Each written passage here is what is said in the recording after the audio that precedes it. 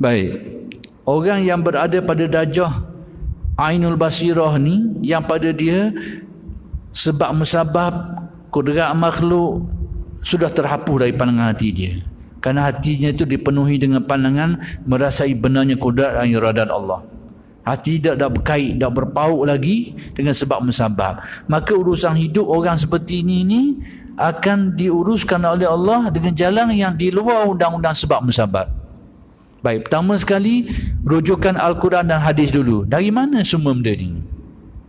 Baik, antara ayat yang berkait dengan apa yang saya sebutkan ini adalah firman Allah, wa man yatawakkal 'ala Allahi fahuwa hasbuh.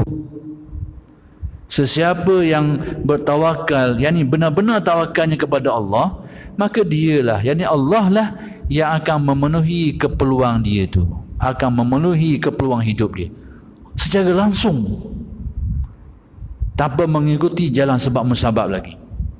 Fahuwa hasbuh, dialah yang akan memenuhi keperluannya.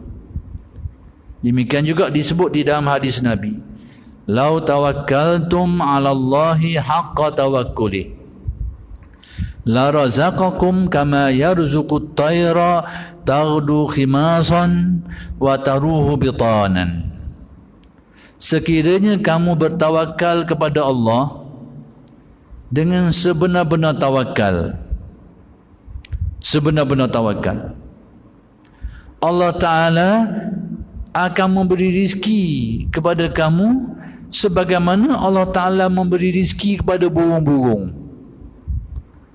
iaitu keluar pada waktu pagi kepeh perut, balik buting, penuh perut, kenyang. Dengan erti rizki yang dia dapat itu jauh daripada ikhtiar dan usaha dia. Burung ni kita tahu tidak bekerja dengan erti tidak tanam sendiri pokok yang makanan yang dia tidak menghasilkan sendiri bahan makanan dia tu. Dia tak tanam padi, dia tak tanam sayur, dia tak tanam pokok, dia tak kerja kilang, dia tak buat benda tu. Tapi rezeki dia tak ada. Rezekikan Allah. Maka demikianlah Nabi menjelaskan kedudukan orang yang haqqa tawakkuli, yang bertawakal kepada Allah dengan hakikat tawakal yang sebenar, yakni pasrah yang bulat, yang hatinya tak pandang lagi kepada makhluk. Maka seperti itulah rezeki dia akan dapat di luar undang-undang sebab musabab. Jadi manusia dapat rezeki ni, manusia dapat memenuhi keperluan hidup dia ni dengan cara yang bermacam-macam menurut kadar tahap keyakinan dia tu. Yang kuat berpaut pada sebab musabab, rezekinya mari ikut sebab musabab lah. Yang terlepas daripada kaitan sebab musabab, rezekinya mari cara luar biasa. Dua-dua ni ada cara belaka, ada dalil belaka. Jadi nak beritahu adanya bahawa sandaran kepada golongan yang akan saya sebut kisah dia nanti ni, supaya tidak berlaku salah tanggapan, salah fahaman dan tuduhan yang bukan-bukan kepada ahli tasawuf. Itu tujuan saya kabar ni. Jadi sandarannya Al-Quran dan hadis seperti itu. Mereka ni direzekikan. Baik. Sandaran yang lain, contoh yang lebih mudah untuk kita faham, dan selalu saya sebutlah, tapi boleh kita ulang untuk menjadi pedoman.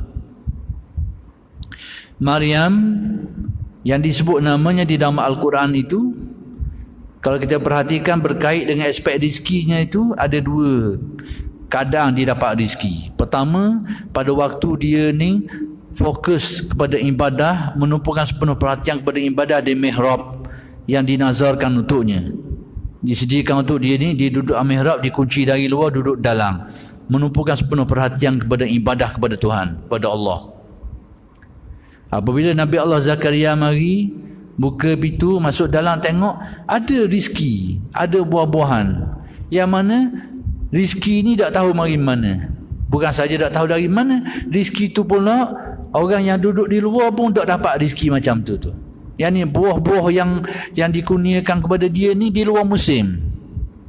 Bukan saja tak tahu mari mana, bahkan hak ada tu di luar pun tak ada rezeki tu. Sehingga Nabi Allah Zakaria bertanya, anna laki hadha, mari mana rezeki ni? Mari mana? Maryam menjawab, qalat huwa min indillah. Rezeki ni mari terus, langsung, terus datang daripada Allah Subhanahu Wa Taala. Itu cara Allah Taala beri rezeki ke dia dalam keadaan gitu. Tapi dalam dalam situasi yang kedua, dalam keadaan yang kedua, Maryam ini diduga oleh Allah dengan mengandung anak Nabi Isa, mengandung Nabi Isa tanpa bapa, dan itu mengundang fitnah yang besar. Dia goncang sikit hati dia tu, goncang, kebimbangan. Sehingga dia mengharapkan, alangkah baiknya kalau aku ni mati dulu, sehingga aku ni orang dah ingat dah, lupa habis cerita aku. Dia pun bawa diri lagi ke tempat yang jauh, makanan qasiyah ni, tempat yang jauh daripada orang, dan melahirkan anak. Baik, pada waktu itu bagaimana rezekinya?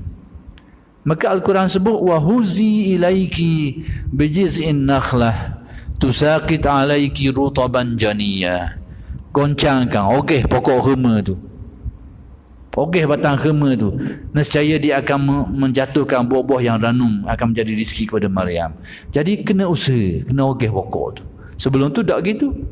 Qalat huwa min indillah, mari terus langsung daripada Allah.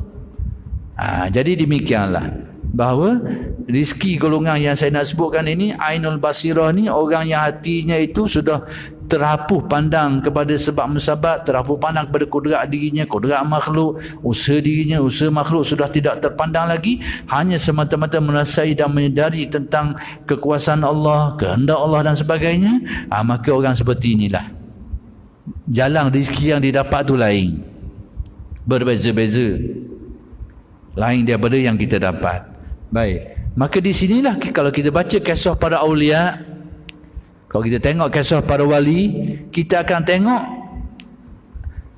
fenomena-fenomena seperti ini berlaku pada mereka itu. Contohnya macam mana? Contohnya, fenomena ni, di antara mereka ini ada yang bermusafir daripada Iraq, Baghdad, Basrah, pergi ke Mekah jauh renak tu, tak bawa bekal apa satu, tak bawa bekalan apa. Jadi kalau kita ni tak faham ilmu ni, kita akan kata mu ni tindakan salah lah, syarak ni suruh mu cari jalan berusaha, mu tak berusaha, mu langgar syarak. Kita akan kata dia, padahal kita tak tahu kedudukannya macam mana, lalu kita akan menghukum dia ni melanggar aturan syarak. Ada di antara mereka itu yang jatuh sakit tapi tak berubat. Kita ni buat hukuman ni tak ikut panduan syarak lah ni. Patutnya kita ni sakit, syarak suruh kita berubat lah supaya sihat. Ni langgar pedoman syarak, padahal kita tahu keadaan dia. Baik, saya nak beri contoh. Imran ibn Husain, antara sahabat Nabi. Imran bin Husain ni, dia ditakdirkan akhir-akhir hayat dia sakit buasi. Itulah yang menjadi sebab kepada kematian dia. Dan dia bila kena penyakit ni, dia tak pergi berubat sekarang. Jangan salah faham, tasawuf ajar kita jangan tak pergi berubat. Jangan baca kot tu. Saya terang ni supaya kita faham situasi. Itu tujuan. Bukan ajar tuan-tuan supaya kalau nak dapat rezeki jangan pergi kerja, kalau sakit jangan berubat. Bukan ajar orang tu. Cuma nak khabar, nak baca apa yang berlaku tu betul ke salah, boleh ke tak. Tu je nak khabar, supaya kita tidak buruk sangka kepada para sahabat Nabi, kepada awliya dan salihin. Itu tujuan saya cerita ni. Maka Imran bin Husain ini, dia sakit buasi itu. Jadi dia tak pergi berubat, dan dia dibayangkan ada malaikat datang hari-hari, ada malaikat datang beri salam ke dia. Dia diziarahi oleh malaikat. Ini disebut dalam kitab, disebut dalam asar, bukan ikat-ikat ni. Malaikat datang ziarahi dia dan memberi salam kepada dia. Sampai bila? Satu ketika dia berubat dengan satu kaedah perubatan yang perubatan tu kurang baik sikit. Dia berubat, lepas daripada tu malaikat dah mari. Baik, persoalan besar yang saya nak kabarnya, pada peringkat awal ni dia sakit, dia tak pergi berubat. Tindakan dia tu harus pada dia, sebab dia tak bersungguh, dia tak menyusahkan orang. Ibadat dia boleh buat macam biasa, dan dia ada keyakinan yang kuat, maka pada dia harus untuk berubat atau tidak. Dia boleh buat gitu, nak kabarnya tu. Jadi jangan kita salah faham, ni langgar kaedah syarak ni. Maksudnya boleh orang nak buat macam tu, nak pergi berubat boleh je, tak ada masalah. Cuma kalau orang tak pergi boleh tak? Boleh pada orang macam tu, orang macam itu. Boleh. Kemudian aspek malaikat tu saya tak mau jelas sinilah, isu tu nanti panjang cerita. Malaikat, ada orang jumpa malaikat, itu cerita lain kali pula.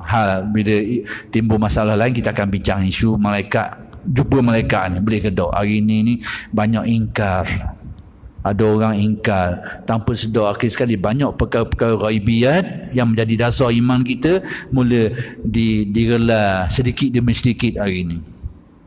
Nanti bila sampai pasal yang berkaitan tu saya akan jelaskan. Nak beri contoh lain pula. Ada di antara mereka ni, saya dah lupa nama di kalangan solehin ini, daripada daerah kawasan-kawasan sekitar Baghdad ni, Basrah dan sebagainya, pergi ke Mekah dah buat bekas sikit. Banyak kisah-kisah ni di dalam kitab-kitab kitab-kitab tabaqat, kitab-kitab menceritakan tentang kisah para awliya, para wali. Dah ia buat tu kan? Yang kita tahu nak cari bekal ni itu tidak bercanggah dengan syarak. Syarak suruh kita cari bekal lah. Sedangkan dia ni keluar musafir tempat jauh pula tu, perjalanan bahaya lagi, tak ada bawa bekal apa satu. Jadi harus pada dia. Pada orang yang cukup syarat dia boleh buat begitu. Nak khabarnya boleh pada orang yang cukup syarat. Tapi orang yang semacam ini, seperti yang saya katakan tadi, keperluan hidup dia itu dipenuhi juga. Sekalipun dia tak cari bekalan, dia tetap insya-Allah dipenuhi keperluan hidup dia itu dengan cara dia. Tanpa didugalah, secara yang luar biasa pada orang yang berada pada tahapan itu. Baik, kesimpulan akhir yang saya nak sebut malam ini, iaitu setelah saya terangkan keadaan tadi tu, orang awam macam kita ni, kemudian orang dapat syu'aul basirah, kemudian dapat ainul basirah. Tujuan kita tahu tu sebab apa? Supaya kita tahu kedudukan kita duduk mana. Bila kita tahu duduk mana, kita kena buatlah apa yang sesuai dengan kedudukan kita. Kalau kita ni hati kita banyak berpaut pada sebab musabab, untuk memenuhi keperluan hidup kita, kena ogehlah sebab musabab tu, kena pergi carilah sebab musabab tu. Jangan duduk belagak seperti orang yang ainul basirah, duk cari sebab musabab. Jadi kita buat macam dia kok, berat nanang lah. Boleh nyor lah kita ni kalau buat macam tu. Konon-konon kita ni hati perut katung lah, lapar sikit dotik lah tu tubuh. Lapar sikit je, ataupun tak ada makanan sikit mula susah hati, pening kepala. Tapi nak buat belagak tak mau kerja, konon nak tengok rezeki mari kedok. Dah lewat pasal macam gitu. Kerana kita bukan duduk darjah tu. Tapi kalau sesiapa yang diberikan Allah darjah tu, keyakinan dia bulat, hati dia tak pandang lagi dah kepada sebab musabab, hati dia bulat keyakinan ada rezeki aku adalah. Allah Ta'ala akan jamin rezeki aku. Dia ada kuat pula keyakinan dia tu. Dia tak pandang lagi pada usaha, tak pandang lagi sebab musabab, dan dia pun kuat sabar, dan kadang disusah pun dia boleh tahan, dia boleh laksanakan ibadah dengan baik, tak apa. Dan ghalibnya dia akan dapat rezekinya. Itu tujuan saya nak beritahu. Jadi saya rasa sekadar itulah yang saya nak jelaskan kali ini. Mudah-mudahan yang sedikit itu memberi manfaat kepada kita semua. Aqulu qauli hadza wa astaghfirullahal azim li wa lakum. Assalamualaikum warahmatullahi wabarakatuh.